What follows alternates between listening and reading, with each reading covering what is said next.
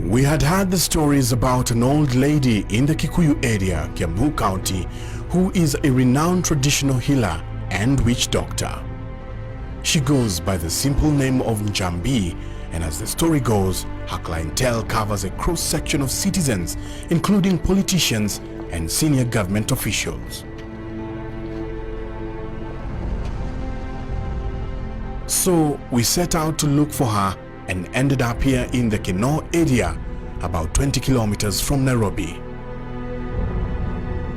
We decided to stake out the house from the nearby banana plantation and see what happens. On the face, this is an ordinary gate of an ordinary homestead in this area. But the longer we stayed there, the more we realized that this is no ordinary homestead. There is heavy traffic into Njambi's home.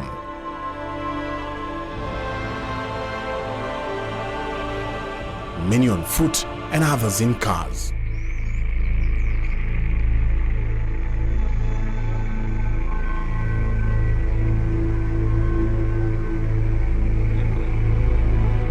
We also noticed that most of the visitors do not come empty-handed.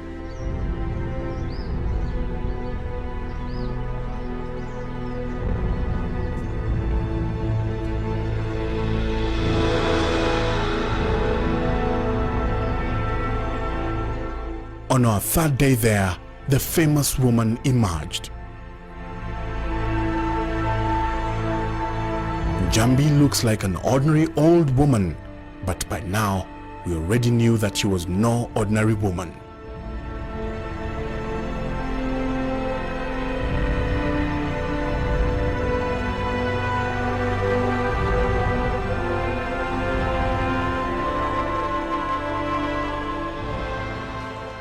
The next day, we decided to take a closer look, and we arrive here as clients, armed with a secret camera.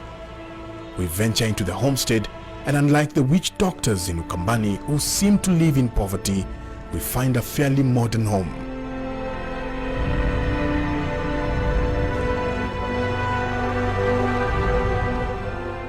After a short wait, we are ushered in with some basic instructions. If you have laced shoes, unloosen the laces. Do not cross your legs or fold your arms. Once inside, we realized to our surprise that the initial sessions are communal. All clients sit in a circle and state their problems to Njambi one after another. Thereafter, each person is given an appointment to return for a private session. The session began with a lady who was troubled by her husband's excessive drinking. Njambi's basic tools of trade are also unique. They include 3 short sticks and 3 old coins that she throws on the ground and seems to read something from the way they fall.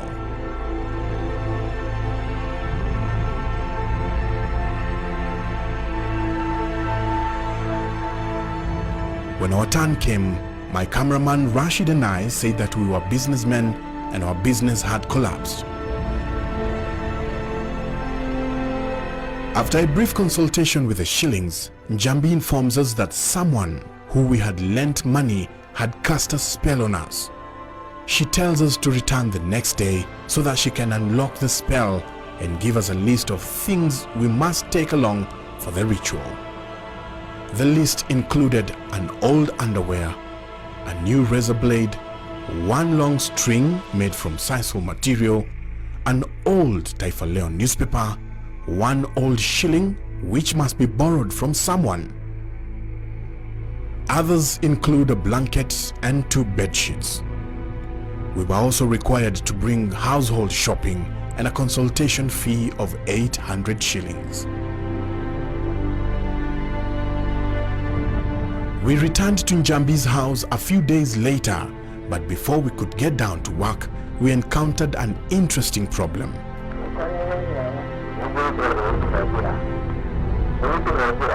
Our camera failed to work and we had to return to base. This problem occurred on 2 subsequent visits, but our engineers assured us that these were normal technical breakdowns. When we finally got down to business, it was our cameraman Rashid who submitted himself first to Njambi as one of the businessmen facing trouble. After presenting Njambi with all the items she had requested, she got down to work, beginning with the old underwear.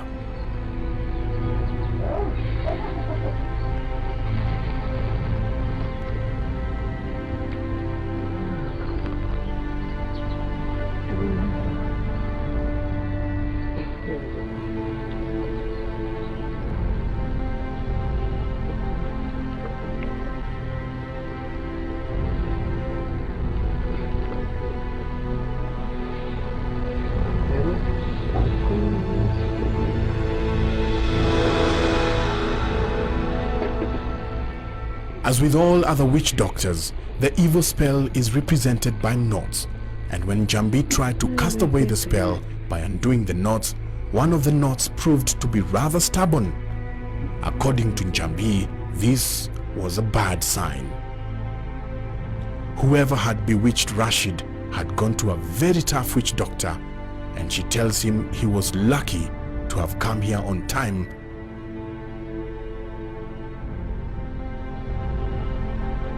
Once the knots had finally been untied and the evil spells cast aside, it was time for the treatment.